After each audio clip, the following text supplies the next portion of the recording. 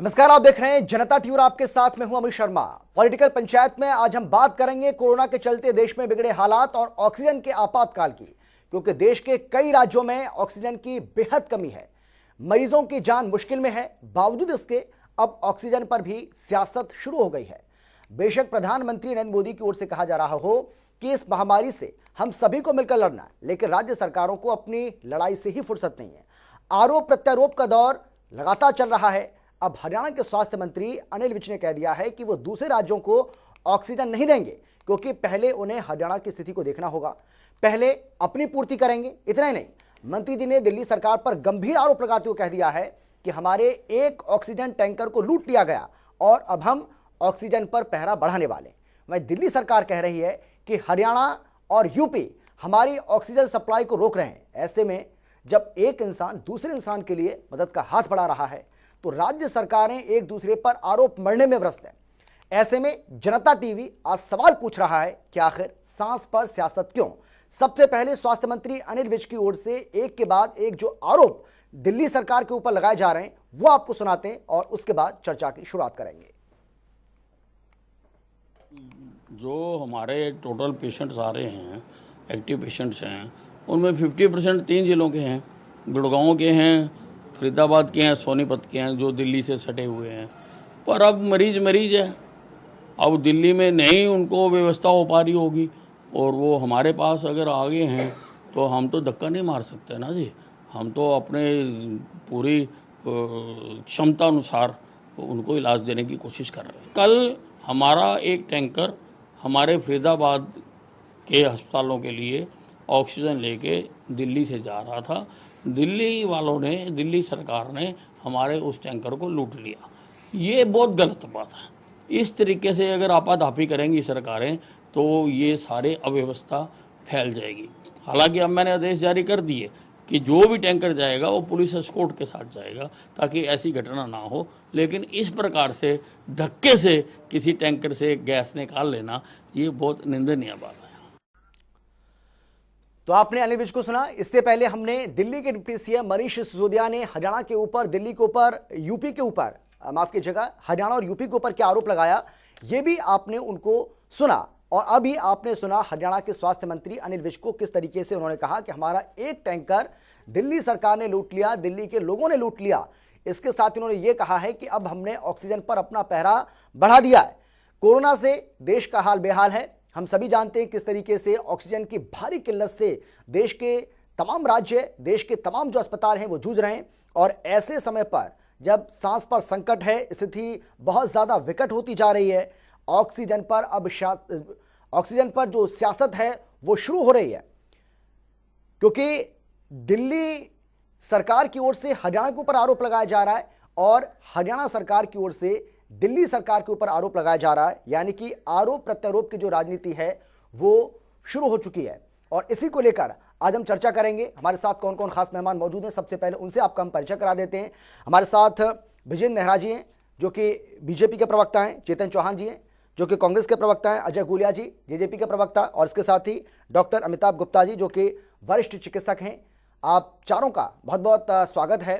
लेकिन सबसे पहले मैं जो तमाम पार्टी के हमारे प्रवक्ता हमारे साथ मौजूद हैं उनके पास जाना चाहूँ, उससे पहले डॉक्टर अमिताभ गुप्ता जी, मैं आपके पास आना चाहूँगा। हरियाणा में 50,000 एक्टिव मामले हो गए। कोरोना के मामलों की संख्या लगातार बढ़ रही है, मौतों का आंकड़ा भी बढ़ रहा है, लेकिन सरकार की ओर से कहा जा रहा है कि हम पूरी तरह से सतर्क हैं, सचेत हैं, यहाँ किसी तरह की कोई कमी नहीं है। ना यहाँ आईसीयू बेड्स की कमी है, ना ऑक्सीजन की कमी है, ना दवाई की कमी है। उसके बावजूद ऑक्सीजन दूसरे राज्यों को सप्लाई ना करने का सरकार का फैसला आप कैसे से देख रहे हैं? देखिए, धन्यवाद मुझे यहाँ बुलाने के लिए जी। मैं ये कहना चाहूंगा कि पॉलिटिक्स के लिए मेरे ख्याल से बाकी पैनलिस्ट बहुत क्वालिफाइड है। मैं आपको सिर्फ मेडिकल पहलू के बारे में ही कुछ ओपिनियन देना चाहूंगा जी। खास तौर पे ऑक्सीजन की कमी का सबसे बड़ा कारण जो अभी चल रहा है वो ये है कि इसकी डिमांड या नंबर ऑफ पेशेंट्स जिनको ऑक्सीजन रिक्वायरमेंट है वो काफी ज्यादा बढ़ गई है। और ये फिलहाल डॉक्टर साहब ये सवाल मेरा आपसे इसीलिए है कि जब सरकार की ओर से बार बार ये कहा जा रहा है कि हमारे प्रदेश में ऑक्सीजन की किसी तरह की कोई कमी नहीं है, यहाँ भरपूर आपूर्ति है, कोई प्रॉब्लम नहीं है, उसके बावजूद दूसरे राज्यों को अगर नहीं दी जा रही है तो इसका मतलब ये माना जाए कि जो सरकार की ओर से कहा जा रहा है उस बात में और जो स्थितियां हैं उसमें दोनों अलग अलग हैं। देखिए, हरियाणा सरकार का इसके ऊपर क्या स्टैंड है मैं नहीं जानता, लेकिन अधिकतर राज्य सरकारें ये कोशिश कर रही हैं कि जो उनका ऑक्सीजन का जो पूल है या ऑक्सीजन का जो उनका पूरा का पूरा स्टोर है वो अपने पास वो बचा के रखें। और ये कुछ हद तक हर किसी राज्य की ये चेष्टा है कि अपने राज्य के लोगों के लिए वो इन चीजों को बना के रखें। मेरे ख्याल से इस पे सेंटर ने एक कभी कल ही जो हम देख रहे थे पीएम मोदी जी के भाषण में कि उन्होंने कहा है कि वो सबको बराबर ऑक्सीजन की आपूर्ति करने के लिए बराबर वितरण करेंगे और शायद वो इसको ओवरलुक कर भी रहे हैं। तो इस बारे में इससे ज्यादा तो मैं कोई टिप्पणी नहीं कर पाऊंगा, क्योंकि ऑक्सीजन की स्थिति हरियाणा में इस समय क्या है ये तो वहां के जो हेल्थ मिनिस्टर हैं या जो मिनिस्टर्स ओवरलुक कर रहे हैं या जो अधिकारी हैं वो बेटर जानकारी दे पाएंगे। फिलहाल मेरे हिसाब से हर जगह हर राज्य में ऑक्सीजन की जो इस समय स्थिति चल रही है उसको लेकर अधिकतर लोग चिंता में हैं। और इसको देखते हुए कई सरकारें, राज्य सरकारें और इवन केंद्र सरकारें ने अपनी तरफ से कुछ एक्शन लिए हैं और कुछ निर्णय लिए हैं जिनको मेरे ख्याल से आपस में तालमेल मिलाने की कोशिश करनी चाहिए, चेष्टा करनी चाहिए। अगर आप जैसे कह रहे हैं कि हरियाणा सरकार के पास प्रॉपर स्टोर्स हैं या उनके पास रिक्वायरमेंट काफी है और मान लीजिए पास वाले राज्य में अगर जरूरत है तो मेरे ख्याल से अगर कुछ ऐसी स्थिति बनती है तो वो कुछ उस स्टोर में से फॉर टाइम बीइंग या टेम्पररी वो दे सकते हैं। जी तो डॉक्टर साहब क्या आप देख पा रहे हैं कि हरियाणा के जो अस्पताल हैं वहां पर जो कोरोना के पेशेंट पहुंच रहे हैं, क्या आपको लगता है कि वहां अभी ऑक्सीजन की उतनी जरूरत पेशेंट को महसूस नहीं हो रही है? देखिए, मैं अभी फिलहाल दिल्ली में हूं तो मैं दिल्ली की स्थिति पे ज्यादा आपको बता पाऊंगा, लेकिन ये सिर्फ हरियाणा से मतलब मैं ये नहीं कहूंगा कि हरियाणा में ही सीमित है, ये हर राज्य में इस समय ये परेशानी आ रही है। और जैसे आज आपने देखा भी होगा ब्रेकिंग न्यूज में कि नासिक में ऑक्सीजन लीक होने के कारण वहां पे पेशेंट्स को ऑक्सीजन नहीं मिल पाई और उसके कारण वहां पे एक बहुत बड़ी ट्रेजेडी हो गई है। तो ये एक कॉमन समस्या है और ये हर किसी को इस समय परेशान कर रही है, वो चाहे हरियाणा राज्य हो या दिल्ली राज्य हो या उत्तर प्रदेश हो या महाराष्ट्र हो। तो मैं ये कहूंगा कि पेशेंट के संबंधी हम जो भी उनकी मदद कर पाए ये हमें उनकी मदद करने की चेष्टा करनी चाहिए। आप ऑक्सीजन लें या आईसीयू के बेड्स लें या एडमिशन लें तो हर जगह इस समय ये बहुत ही तीव्र तरीके से जो संक्रमण बढ़ रहा है कोरोना का, इसके कारण हर जगह परेशानी हो रही है। बिल्कुल डॉक्टर साहब, मैं एक बार फिर से आपके पास आऊंगा और अब मैं रुक करना चाहूँगा विजय नेहरा जी का। विजय नेहरा जी, क्या ये सही समय है ऐसे समय में जब एक इंसान दूसरे इंसान का मदद के लिए हाथ बढ़ा रहा है, एक दूसरे की मदद की जा रही है, ऐसे में एक राज्य सरकार का दूसरे राज्य सरकार के ऊपर आरोप लगाया जाना और ये कह दे जाना कि हमारे पास पूरा है, ऑक्सीजन की कोई कमी नहीं है, लेकिन हम देंगे नहीं क्योंकि पहले हमें अपना देखना है। देखिए अमित जी, आपको आवाज ठीक आ रही है मेरी? हाँ, आपकी आवाज आ रही है मुझे। अमित जी देखिए, मैं बताना चाहूंगा, माननीय गृह मंत्री जी ने भी अभी स्पष्ट रूप से कहा है कि हरियाणा प्रदेश के पास में किसी भी चीज की कोई कमी नहीं है। ऑक्सीजन की मात्रा हमारे पास पर्याप्त मात्रा में है। इसके साथ वेंटिलेटर की बात करें, बेड की बात करें, डॉक्टरों की बात करें, वैक्सीन की बात करें, हॉस्पिटल की बात करें, हरियाणा प्रदेश के अंदर पर्याप्त मात्रा में साधन और संसाधन उपलब्ध है। और जहां तक ऑक्सीजन की आपने बात की अमित जी, तो 270 मीट्रिक टन जो ऑक्सीजन है वो हरियाणा प्रदेश के अंदर बनती है, जैसे माननीय मंत्री जी ने जानकारी दी, और खपत यहाँ पे 60 मीट्रिक टन की है। तो हमारे पास ऑक्सीजन पर्याप्त मात्रा में। अब आपने जो बात की दिल्ली के बारे में, अमित जी देखिए, कोई भी जो प्रदेश है वो सबसे पहले अपने प्रदेश की जनता की, अपने प्रदेश के हित की बात करेगा, उसके बाद में दूसरे को सप्लाई की बात करने के। आज दिल्ली में अगर दिक्कत है, परेशानी है, ज्यादा है, तो बिल्कुल उसकी सहायता के लिए हरियाणा तैयार है। हरियाणा सरकार ने जो फैसला लिया है सर, आप मुझे सिर्फ इतना बता दीजिए, हरियाणा सरकार ने जो फैसला लिया है वो सिर्फ दिल्ली के ऊपर भी ही एप्लीकेबल होगा या वो यूपी के लिए भी एप्लीकेबल है? क्या वो हिमाचल पर भी वही लागू होगा? क्या हिमाचल को भी आप सप्लाई नहीं करेंगे? क्या आप यूपी को भी सप्लाई नहीं करेंगे? या तमाम वो राज्य जहां बीजेपी का शासन है वहां भी आप सप्लाई नहीं करेंगे? क्या वहां भी ये लागू होगा या सिर्फ दिल्ली पर लागू है? ये बता दीजिए आप। अमित जी, ये हर राज्य पे लागू है और पहले हरियाणा प्रदेश के हित में हम काम करेंगे। हरियाणा प्रदेश की लेकिन जनता को प्रधानमंत्री देखेंगे, मोदी तो ये बात हरियाणा कह के नहीं अंदर रहे। जो पर्याप्त प्रधानमंत्री मात्रा में- मोदी तो ये कह रहे हैं ना कि आप एक दूसरे का हाथ बढ़ाइए, आप एक दूसरे को बिल्कुल, आप एकजुट होकर इस लड़ाई को लड़िए। लेकिन एकजुटता कहां दिख रही है यहाँ अमित जी, पर? आप यहाँ तो आपस में लड़ रहे हैं सर, अमित जी, यहाँ तो आपस में लड़ रहे हैं। अमित ऐसे जी- कैसे होगा? कोरोना से जंग ऐसे कैसे जीतेंगे?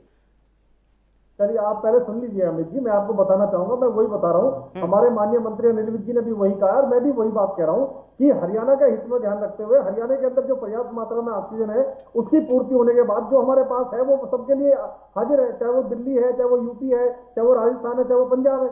जहां जितनी डिमांड होगी हम उसकी सप्लाई करेंगे। लेकिन सबसे पहले अमित जी, जो अपनी जनता है, अपने लोग जो हॉस्पिटल में एडमिट है, जिनको ऑक्सीजन की जरूरत है, सबसे पहले तो उनकी हमें चिंता जब करनी सरकार ये पड़ेगी। कह रही है कि और हमारे पास हरियाणा पर्याप्त प्रदेश के ऑक्सीजन है, जब सरकार ये कह रही है हमारे पास पर्याप्त ऑक्सीजन है, तो जो आपके पास आपको लगता है सरप्लस है वो तो आप दूसरे राज्यों को दे सकते हैं। आपका पड़ोसी राज्य दे रहे हैं ना है अमित जी। दिल्ली, जूझ रहा है ऑक्सीजन की कमी से, दे दीजिए ना, क्या दिक्कत है? अमित जी, परेशानी दे रहे क्या हैं। है? हम लोग या वहां पर आपकी सरकार नहीं है जो इसलिए नहीं हमारे देंगे? पास एक्सेस- वहां पर बीजेपी की सरकार नहीं है इसलिए नहीं दी जाएगी? एक्सेस है। नहीं नहीं, ऐसा नहीं है। जो हमारे पास एक्सेस मात्रा में ऑक्सीजन है हम दे रहे हैं, आगे भी देना जारी रखेंगे। लेकिन हरियाणा के हितों को पहले ध्यान रखते हुए, प्राथमिकता के लेवल पर उनको लेते हुए, इसके साथ साथ अमित जी मैं आपको बताना चाहूंगा, हरियाणा प्रदेश के अंदर 70 लाख से अधिक लोगों को हमने कोरोना के जो टेस्ट है वो करवाए हैं उनके, और लगभग 33,50,000 लोगों को कोरोना की वैक्सीन भी हम लगा चुके हैं। सर वैक्सीन का हाल बता दूं आपको, हरियाणा प्रदेश सर वैक्सीन का हाल बता दूं आपको। आज ही रेवाड़ी से खबर आई है, जहां पर एक महिला जिसने अपना रजिस्ट्रेशन करवाया था, रजिस्ट्रेशन उसने करवा लिया, वैक्सीन लगवाने सेंटर पर पहुंची भी नहीं, उसको मैसेज आ गया, बधाई दे दी गई कि आपको पहली डोज लग गई है, आपको बहुत बधाई हो। और बाद में ऐसा नहीं है, ऐसा है, रेवाड़ी से ऐसी खबर आई है आज। आप कहेंगे तो मैं भेज दूंगा आपके व्हाट्सएप पे, आपके मोबाइल पे भेज दूंगा मैं। वो आंकड़ा तो सरकार जोड़ेगी ना, वो आंकड़ा सरकार जोड़ेगी। और बाद में डॉक्टर्स अपनी गलती मान रहे हैं कि हाँ ये हमसे गलती हुई है, ये हमारी मिस्टेक है। आप सुन लीजिए। तो ऐसे आंकड़े बढ़ रहे हैं क्या सर क्या ऐसे आंकड़े बढ़ रहे हैं क्या, जो आप बता रहे हैं कि 50 लाख 29 लाख 30 लाख या 40 लाख लोगों को हमने वैक्सीन लगा दी? अरे अमित जी, पूरे देश के अंदर हरियाणा प्रदेश का तीसरा नंबर है वैक्सीन लगाने में, पूरे देश के अंदर। तो वही पूछ रहा हूं ना सर मैं, क्या ऐसे वैक्सीन लगा रहे हैं आप? ऐसे बढ़ रही है संख्या, ऐसे आंकड़े बढ़ रहे हैं क्या? अमित जी देखिए, आप लोगों का चैनल जिम्मेदार चैनल है, आप जिम्मेदार चैनल है, तभी तो सर मैं सवाल कर रहा हूं आपसे, जो जनहित के मुद्दे तभी तो उठा रहा हूं मैं। अब आप मुझे बोलने देंगे या खुद मेरी भूमिका में आ जाएंगे? नहीं, मैं पूरा मौका दिया है ना सर आपसे, काउंटर सवाल तो करूंगा मैं, उतना हक तो दे दीजिए ना मुझे। आप इंटरप्ट तो मत करिए, सुनिए तो सही कम से कम। मैंने अपनी पूरी बात सुन ली आपके, मैं आ रहा हूं आपके पास, क्योंकि समय बहुत कम होता है सर, मुझे दूसरे लोगों के पास भी जाना है। मैं आ रहा हूं नेहरा जी, मैं दोबारा आऊंगा आपके पास। टाइम तो अपनी बातचीत में निकाल दिया। ठीक है, मैं आ रहा हूं आपके पास। मैं आपसे भी जानना चाहूंगा चेतन जी, कांग्रेस पार्टी का क्या रुख है? सरकार ने जो फैसला लिया है, सरकार का फैसला सही है कि पहले हमें हरियाणा की पूर्ति करनी है और हरियाणा के पास जितनी ऑक्सीजन है उसके बाद अगर लगेगा कि हाँ हमारे पास सरप्लस है तो उसके बाद सोचेंगे, ये नहीं कहा कि देंगे, उसके बाद सोचा जाएगा, अभी नहीं देंगे, जहां दिल्ली में लोग मरते जाएं। देखिए ऐसा है अमित जी कि जो हमारे स्वास्थ्य मंत्री हैं, ये शुरू से बड़बड़ेपन में इनका कोई लाजवाब है, ये कभी भी सोचने से सोचते नहीं। दूसरी बात, कल का भाषण सारे देश में, उसके अंदर मोदी जी ने जो बात की, अभी जी आप कह रहे थे कि आपस में मिलजुल कर इस देश को, सारे प्रदेशों ने मिलकर कोरोना महामारी का सामना करना है। पर आज ईसी गुप्ता जी इन्हीं के अधिकारी हैं, वो ये कहते हैं कि तकरीबन 250 मीट्रिक टन हम ऑक्सीजन हरियाणा में बनाते हैं और 60 टन की हमारे पास जरूरत है। हम इसका यूपी को भी भेज रहे हैं, मध्य प्रदेश को भी भेज रहे हैं, और उन्होंने तरीके से कहा, परंतु हमारे स्वास्थ्य मंत्री ये कहते हैं कि हम देंगे। उसके आगे मैं ये भी कहा कि हम तो उसके आगे पुलिस की जिप्सी चला, ये हमारे स्वास्थ्य मंत्री जी कह रहे हैं कि भाई जिस तरीके से ऑक्सीजन एक ऐसी चीज हो गई कि आप मध्य प्रदेश को देंगे क्योंकि वहां भाजपा की सरकार है, आप उत्तर प्रदेश क्योंकि वहां भाजपा की सरकार है, परंतु अरविंद केजरीवाल को नहीं देंगे क्योंकि वहां भाजपा की सरकार रही है। कि किस तरीके का देश बन गया है। मोदी जी ने पहले ही हालात ऐसे कर दिए हैं कि सारी सरकारें अपने हाल पर छोड़ दी गई हैं। उन्होंने खुद ही कह दिया कि आप देखिए इतनी बड़ी विडंबना इस देश के अंदर हुई है कि जो वैक्सीन का ये भूख पीट रहे हैं, जिस वैक्सीन के सर्टिफिकेट के ऊपर मोदी जी अपनी तस्वीर लगा रहे हैं, उस वैक्सीन के प्राइस भी अब प्रदेश तय करेगा। आपने देखी क्या होगा, सिर्फ मीडिया को जारी कर दिया। चलिए ठीक है 400 रुपए में।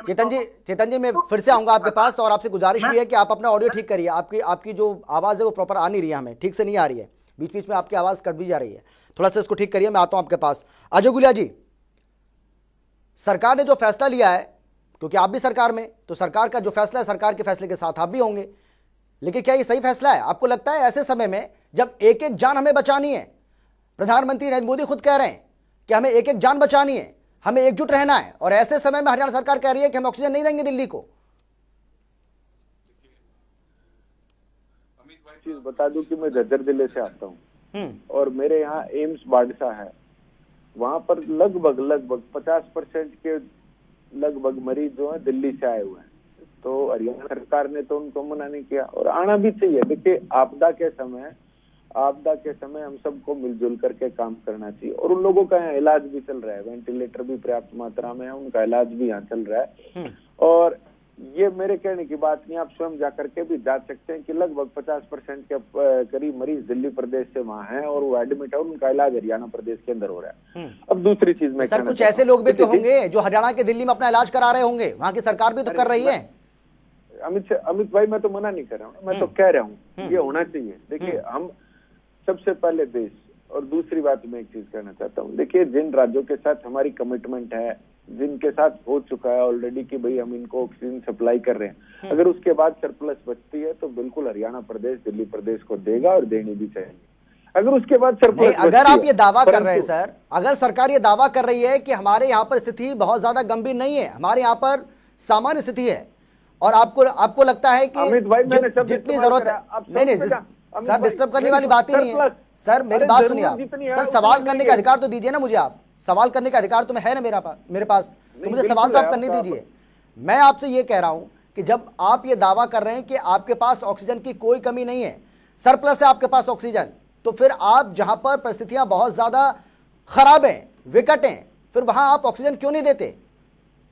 अमित भाई, क्या इसलिए क्योंकि वहां पर आपकी सरकार नहीं है, वहां पर किसी और पार्टी की सरकार है? नहीं, अगर कोई इस प्रकार से फैसला लेता है तो वो गलत है। लेकिन मैं आपको एक चीज कहना चाहता हूँ, देखिए हमारे पास पर्याप्त है। इसका मतलब ये है कि जितनी हमारी जरूरत है उतनी हमारे पास है, और ऑलरेडी हमारी जिस स्टेट के साथ कमिटमेंट है, उन कमिटमेंट को पूरा करेंगे। अगर पूरा करने के बाद बचेगी तो देनी चाहिए।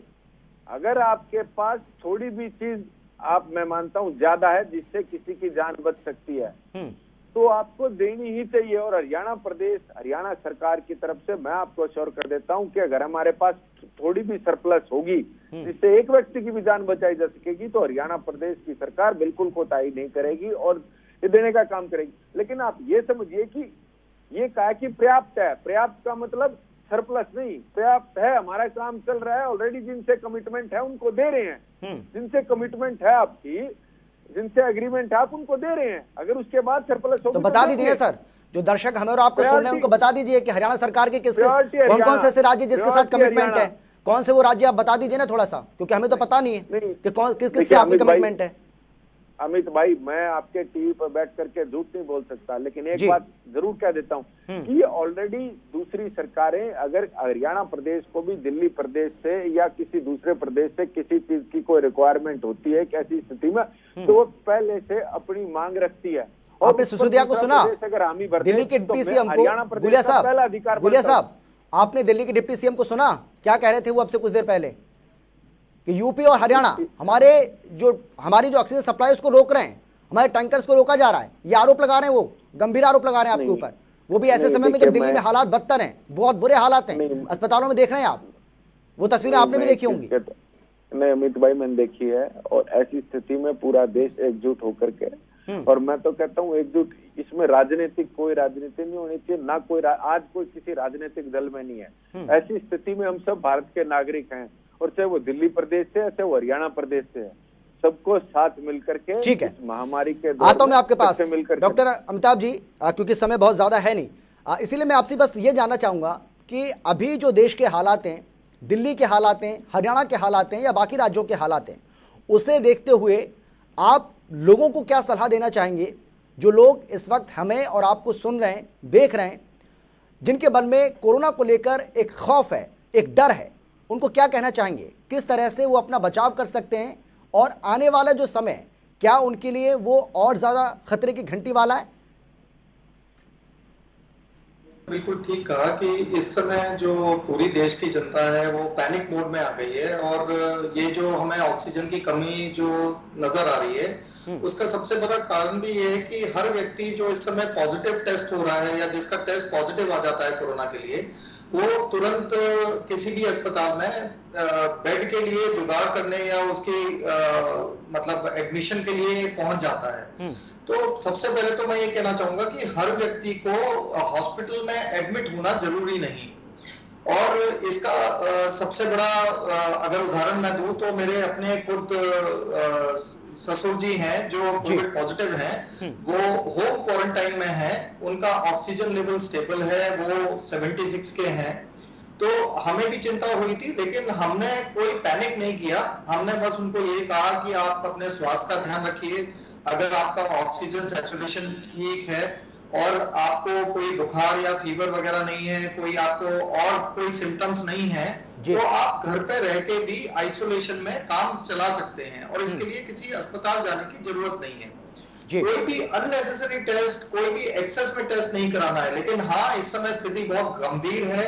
हमारा जो ग्राफ है कोरोना का बहुत तेजी से ऊपर चढ़ रहा है, और ये उम्मीद नहीं थी कि इतने कम समय में, जो कि हाँ अगर आप देखें पिछले 10 दिनों में हमने ये 3 लाख का ऑलमोस्ट आंकड़ा छू लिया है देश भर का।